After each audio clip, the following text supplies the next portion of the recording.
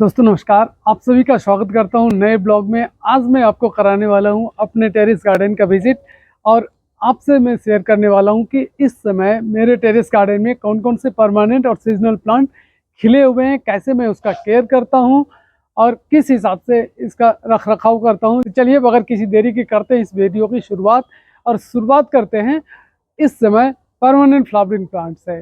तो यूं तो बैगनवेलिया गर्मियों के प्लांट कहे जाते हैं, लेकिन अभी भी मेरे बागवानी में बहुत बढ़िया ये ब्लूमिंग करता है। बैगनवेलिया कटिंग से तैयार होने वाला एक पौधा है जो कटिंग से तैयार होने में लगभग 7 से 8 महीना लेता है। तो बैगनवेलिया यदि आप कटिंग से लगाते हैं तो कम से कम 7 से 8 महीना का इंतजार आपको फ्लावरिंग लेने के लिए करना पड़ेगा।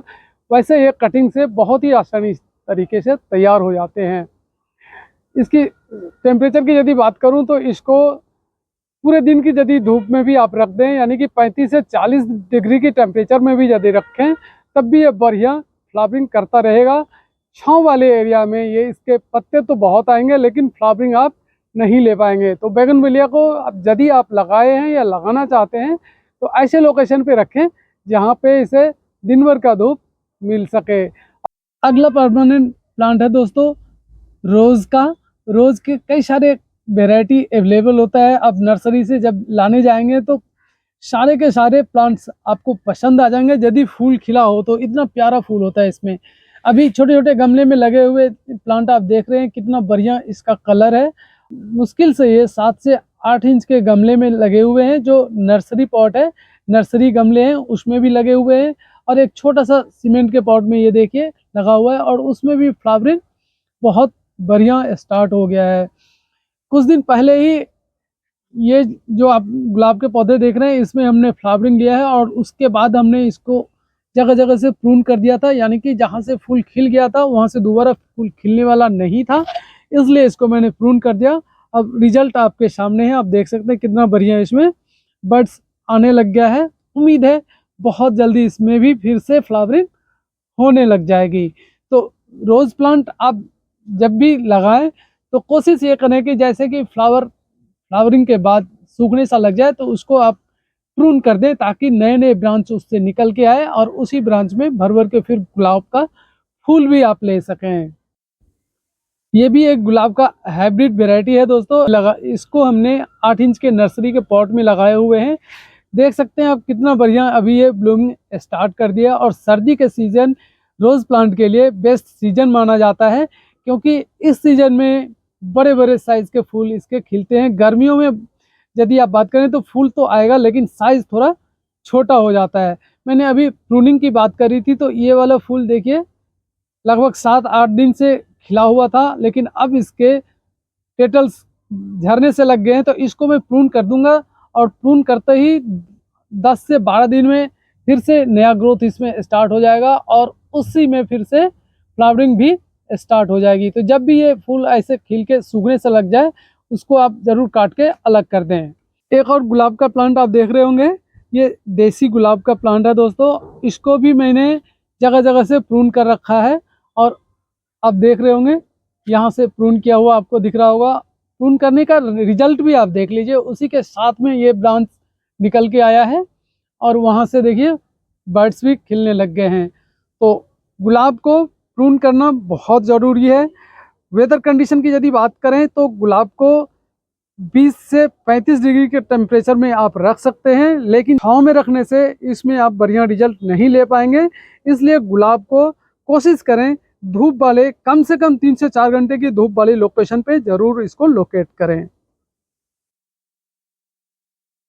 एक और परमानेंट प्लांट दोस्तों ये डेंथस का प्लांट है। नर्सरी में कम से कम 100 से भी ज़्यादा वेराइटी डेंथस के अवेलेबल होते हैं। बड़े ही आसानी से ये ग्रोथ कर जाता है और इसको भी यदि फूल खिलने के बाद आप प्रून करते रहें तो इस हिसाब से देखिए नए नए ब्रांच इसमें ग्रोथ करता रहेगा और फ्लावरिंग भी उसी में होगा। तो जैसे ही फूल खिल के सूखने लग जाए उसको आप प्रून कर दें, जिससे फिर से ये इसमें बाहर आ जाएगी। इसको आप रेशन से भी एक से अनेक बना सकते हैं।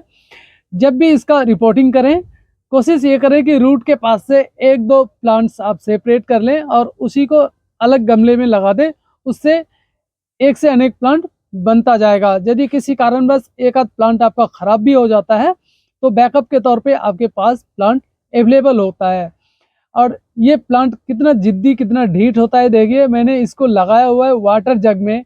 वाटर जग जो प्लास्टिक का टूट सा गया था, विंटर सीजन में गमले की शॉर्टेज आम बात है, तो मैंने इसको लगा दिया था इस वाटर जग में। जैसे ही विंटर सीजन जाएगा और गमले मेरे पास अवेलेबल होंगे, इसको मैं गमले में फिर से शिफ्ट कर दूंगा। दोस्तों अगला फ्लावरिंग प्लांट आप देख रहे होंगे, छोटे छोटे पॉट में लगे हुए हैं। कुछ तो सीमेंट के पॉट में लगे हुए हैं और कुछ लगे हुए हैं नर्सरी के पॉट में। ये कलांचू का फूल है दोस्तों। कलांचू भी बहुत ही बढ़िया एक परमानेंट फ्लावर होता है। इसको आप कटिंग से बड़े आसानी से ग्रो कर सकते हैं। मेरे पास जितने भी कलांचू के वैरायटी आपको दिख रहा है, सभी को मैंने कटिंग से ही तैयार किया है। और इसकी छोटी से छोटी कटिंग भी खराब नहीं होती है। कहीं भी आप लगा दें, थोड़े से मिट्टी में भी लगा दें तो ये जरूर पनप जाता है। मैंने छोटे से छोटे कटिंग इसका लगाया था और ये पहली बार मेरे बागवानी में अभी ब्लूम कर रहा है। इस छोटे पॉट में मैंने कटिंग जिसमें लगाया था उसी में ये फ्लावरिंग हो रहा है, लेकिन अब की बार इसको मैं ज़रूर बड़े गमले में शिफ्ट करूंगा ताकि इससे मैं हेवी फ्लावरिंग ले सकूं। कुछ फ्लावर ऐसे हैं जो अभी आपको खिले हुए दिख रहे होंगे, कुछ बर्ड्स आते हुए दिख रहे होंगे, जिसमें से एक ये और इधर के दो प्लांट हैं जिसमें अभी बर्ड्स आ रहे हैं लेकिन फ्लावरिंग स्टार्ट नहीं हुई है। ये प्लांट मेरे पास लगभग 2 साल से है और कलांचू का ये देसी वैरायटी है। कलांचू में सबसे पहले मैंने इसी को अपने बागवानी में ऐड किया था और पिछले साल ढेर सारा फूल भी इससे मैं लिया हूँ। तो कलांचू कटिंग से ज़रूर तैयार करें ये। और यदि आप नर्सरी से लाना चाहते हैं तो कलांचू के कई सारे वैरायटी, कई सारे कलर्स आपको नर्सरी में मिल जाएगा। मुश्किल से 40 से 50 रुपए का ये प्लांट यदि छोटे पॉली बैग में लगे हुए आप लेते हैं तो मिल जाएगा।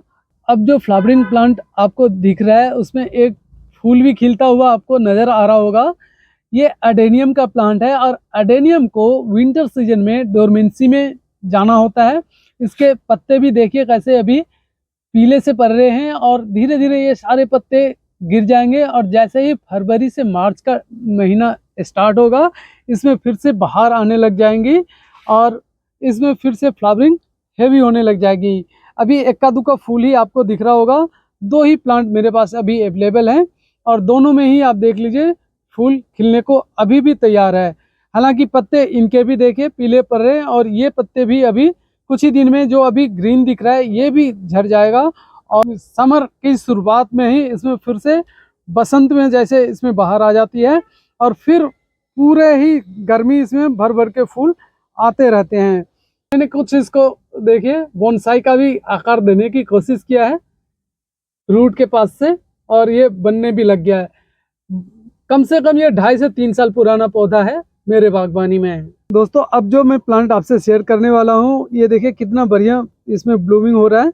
ये एक गुड़हल का ही वैरायटी है और गुड़हल जहाँ एक तरफ अभी सर्दियों में डोरमेंसी में जाते हुए दिखेगा वहीं पे इसमें देखिए कितना सारा बर्ड्स अभी भी आया हुआ है और फ्लावरिंग भी स्टार्ट हो गया है। इसको भी मैंने कटिंग से तैयार किया हुआ है। यूँ तो इसके मदर प्लांट को मैं नर्सरी से खरीद के लाया था, 80 रुपये का प्लांट मिला था लगभग 1.5 से 2 साल पहले और उसी से मैंने कई सारे कटिंग इसके तैयार कर लिए हैं। कटिंग से ये बड़े आसानी से रेनी सीजन में या फरवरी मार्च में ग्रो हो जाता है क्योंकि इसके फ्लावर का कलर देख लीजिए कितना बढ़िया लग रहा है अभी देखने में। और अभी हमारे तरफ बारिश भी हुई है। यदि मैं बादल दिखा सकूं तो ये देखिए अभी भी बादल ऐसे हो रहे हैं मानो फिर से रात में बारिश होने का चांस पूरा है और इसी बारिश के वजह से इसके पेटल्स पे आपको ये पानी टिके हुए दिख रहे होंगे। अगला फ्लावरिंग प्लांट दोस्तों जो परमानेंट प्लांट है वो आपको दिख रहा होगा स्क्रीन पे, जरबेरा का प्लांट है और जरबेरा भी बहुत बढ़िया परमानेंट होता है। 12 महीने ही ये आपके बागवानी में बना रहता है और रुक रुक के फ्लावरिंग भी इसमें होता रहता है। अभी भी इसमें एक ही फूल खिला हुआ है, कुछ ही दिन पहले इसमें फ्लावरिंग खत्म हुई है और नए नए ग्रोथ आपको दिख रहा होगा। इसी ग्रोथ से फिर से नए ऐसे ही स्टिक जैसे निकलता है और उसी स्टिक के ऊपर में टॉप लेयर पे ये फ्लावरिंग खिलता है।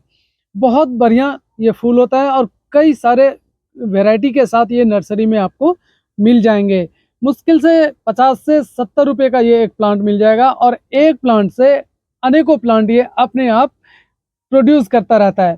तो एक बार यदि ये प्लांट आप खरीद के लाते हैं तो एक ही वैरायटी के दूसरा प्लांट खरीदने की बिल्कुल भी ज़रूरत नहीं है, क्योंकि इसी से आप डिवाइड करके कई सारे प्लांट्स बना सकते हैं। जैसे कि यहाँ पे आप देख सकते हैं, इसमें मैंने एक प्लांट लगाया था, कितने सारे प्लांट इसमें देखिए अपने आप पनप गया है। अगला फ्लावरिंग प्लांट जो परमानेंट प्लांट है दोस्तों, वो है यूफोर्बिया मिली की। और यूफोर्बिया मिली भी कटिंग से बड़े ही आसानी से ग्रो हो जाता है। मेरे पास दो अलग अलग वेराइटी के यूफोर्बिया है और दोनों ही मैंने कटिंग से ही तैयार किया है।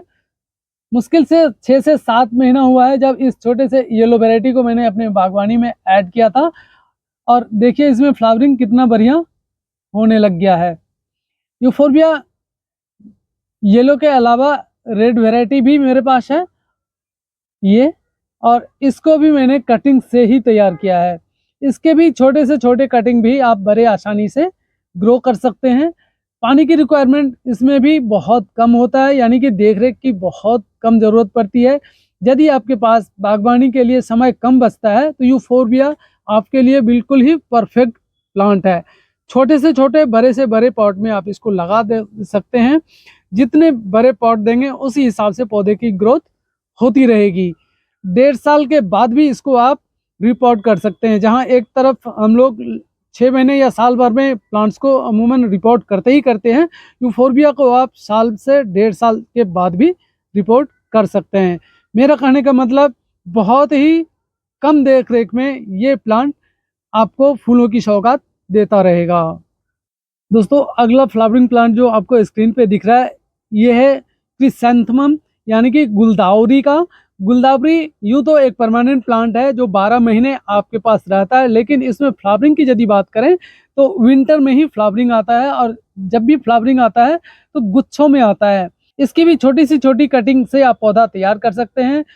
जून जुलाई के आसपास, बरसात के आसपास इसकी कटिंग आप लगा सकते हैं और अक्टूबर में जाकर इसको आप रिपोर्ट कर सकते हैं। फाइनली जिस पॉट में आपको फ्लावरिंग लेना है उस पॉट में इसे डाल सकते हैं और जिस भी पॉट में आप डालेंगे उसको पूरा कवर कर लेगा। अब जैसे इस प्लांट को देख रहे होंगे, इसमें पत्ते नहीं के बराबर दिख रहा है और केवल फूल इसमें दिख रहा है दोस्तों। और इसके भी हजारों वेराइटी, कई सारे वेराइटी नर्सरी में अवेलेबल होता है। आप अपने पसंद के गुलदावरी को, क्रिसैंथेमम को अपनी बागवानी में ऐड कर सकते हैं और इससे विंटर सीजन में हेवी ब्लूमिंग, हेवी फ्लावरिंग ले सकते हैं। इसी के साथ दोस्तों परमानेंट फ्लावरिंग जो मेरे बागवानी में अभी ब्लूमिंग कर रहा है उसका ये एपिसोड यहीं ख़त्म करता हूँ। मिलता हूँ आपसे फिर किसी नए टॉपिक के साथ। तब तक के लिए मुझे दीजिए विदा और देखते रहिए अपना मनपसंद यूट्यूब चैनल बबलू की बगिया।